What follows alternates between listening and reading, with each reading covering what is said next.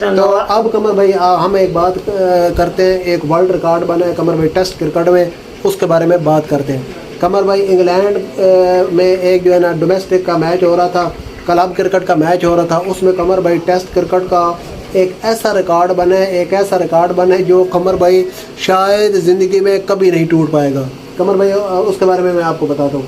قمر بھائی کل اپنا لندن کرکٹ کلب اور رچمونڈ کرکٹ کلب کے درمیان میچ، تو لندن کرکٹ کلب کو رچمونڈ کرکٹ کلب نے ٹاس جیت کر پہلے بیٹنگ کی دعوت دی، جس پر انہوں نے 426 رن 6 وکٹ پر اپنی اننگ ڈکلیئر کر دی۔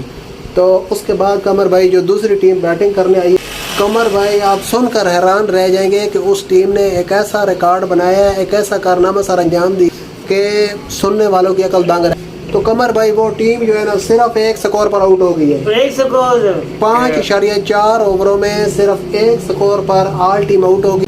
ایک سکور انہوں نے خود بنایا ہے اور ایک وائڈ کا سکور تھا۔ ٹوٹل قمر بھائی 2 سکوروں پر 10 کھلاڑی آل آؤٹ ہو گئے۔ انگلینڈ کرکٹ میں، انگلینڈ کی ڈومیسٹک کرکٹ میں یہ ریکارڈ بنا ہے قمر بھائی۔ اس سے پہلے T20 کرکٹ میں ایک ریکارڈ ہے کہ قمر بھائی سڈنی تھنڈر کی ایک ٹیم ہے، BBL میں کھیلتی ہے، بگ بیش لیگ میں، وہ قمر بھائی ایک دفعہ صرف اور صرف 14 سکور پر آل آؤٹ ہو گئی تھی۔